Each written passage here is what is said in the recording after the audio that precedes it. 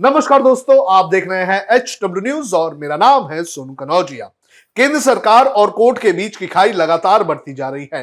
कुछ दिनों पहले कानून मंत्री किरण रिजिजू ने सुप्रीम कोर्ट को नसीहत दी थी कि कोर्ट गैर जरूरी जमानत याचिकाओं पर सुनवाई करने से बचे, जिसके बाद सीजेआई ने कहा है कि उनके सामने हर मामला जरूरी होता है।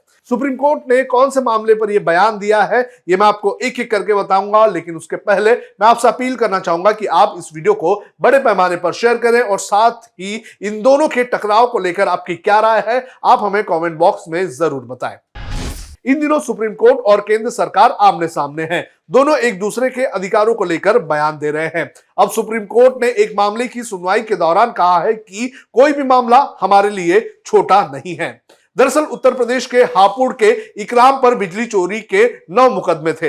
लोअर कोर्ट ने उसे सभी केस में 2-2 साल की सजा दी थी और कहा था कि सजा एक के बाद एक चलेगी। ऐसे में उसे 18 साल की सजा हुई। इकराम को इलाहाबाद हाई कोर्ट से राहत नहीं मिली तो उसने सुप्रीम कोर्ट का दरवाजा खटखटाया।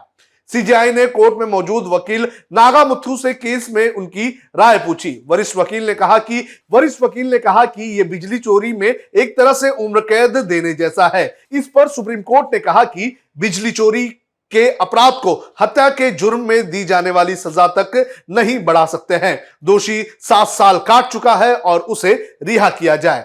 इससे पहले फैसला सुनाते हुए सीजेआई ने कहा कि जज आधी रात तक जागकर फाइलें पढ़ते हैं। साधारण मामला भी नागरिक अधिकारों के लिहाज से अहम होता है। हम हर केस समानता के आधार पर न्याय की दृष्टि से देखते हैं। अगर कोर्ट दखल करना बंद कर दे तो यह घोर अन्याय होगा। जिनकी व्यक्तिगत स्वतंत्रता बाधित की गई हो, उनकी आवाज कोई नहीं सुन पाएगा। आपको बता दें कि इसके पहले केंद्रीय मंत्री किरण रिजिजू ने संसद में कहा था कि सुप्रीम कोर्ट अपने ऊपर का लोड कम करने के लिए जो गैर जरूरी जमानत याचिका है उन्हें ना सुने। आप भी सुनिए क्या कहा था किरण रिजिजू ने। Made certain remarks in a very good gesture to Honorable Supreme Court that you take up those cases which are relevant and which are appropriate for Supreme Court to take up. If Supreme Court of India starts hearing bail applications, if Supreme Court of India starts hearing all frivolous PILs, definitely it will cause lots of extra burden on the Honorable Court itself. Because Supreme Court by and large is treated as a constitutional court.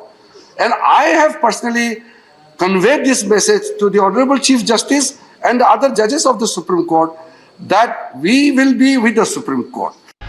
आपको बता दें कि collegium system को लेकर सरकार और judiciary के बीच में तनाव चल रहा है।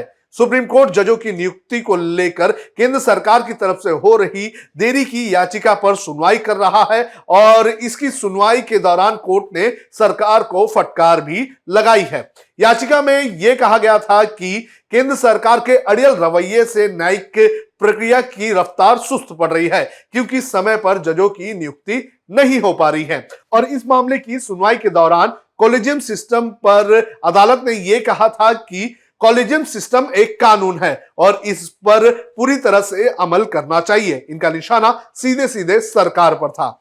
वहीं कोर्ट ने अटॉर्नी जनरल को कड़ी हिदायत देते हुए यह कहा था कि वो जाए और सरकार को इसकी अहमियत समझाए। अगर संसद में बनाए गए कानून कुछ लोग मानने से इनकार कर देते हैं तो फिर क्या स्थिति होगी, इस तरह का उदाहरण कोर्ट ने अटॉर्नी जनरल को उस वक्त दिया था। कोर्ट का यह कहना था कि समाज अपने हिसाब से यह तय करने लग जाए कि कौन से कानून का पालन करना है और कौन से कानून का नहीं, तो यह एक ब्रेकडाउन की स्थिति जैसी बन जाएगी। तो सुप्रीम कोर्ट में इसके पहले केंद्र सरकार को कॉलेजियम सिस्टम को लेकर फटकार लगाई गई है, जिसके बाद केंद्र सरकार की तरफ से भी कोर्ट को नसीहत दी गई है। दोनों के बीच तनातनी चल रही है। देखना जरूरी है कि यह विवाद कब रुकेगा। हम चाहते हैं कि यह विवाद रुके, क्योंकि दोनों को अपने अधिकारों यानी सीमित अधिकारों में काम करने की जरूरत है। दोनों एक दूसरे के कामों में ना पैर अड़ाए। हम उम्मीद करते हैं कि ये जो विवाद है ये जल्द से जल्द खत्म हो जाएगा, क्योंकि दोनों संस्थाओं को अपना काम अपने अधिकारों के हिसाब से करना चाहिए और दोनों को यह सुनिश्चित करना चाहिए कि उनके झगड़े से आम जनता और देश पर कोई असर ना पड़े। अब खबरें पाइए सबसे पहले हमारे मोबाइल न्यूज एप्लीकेशन पर। एंड्रॉइड या iOS प्लेटफॉर्म पर जाइए, HW न्यूज नेटवर्क को सर्च कीजिए, डाउनलोड कीजिए और अपनी सुविधानुसार भाषा का चयन कीजिए। खबरों की भीड़ में अपने काम की खबर पाते रहिए।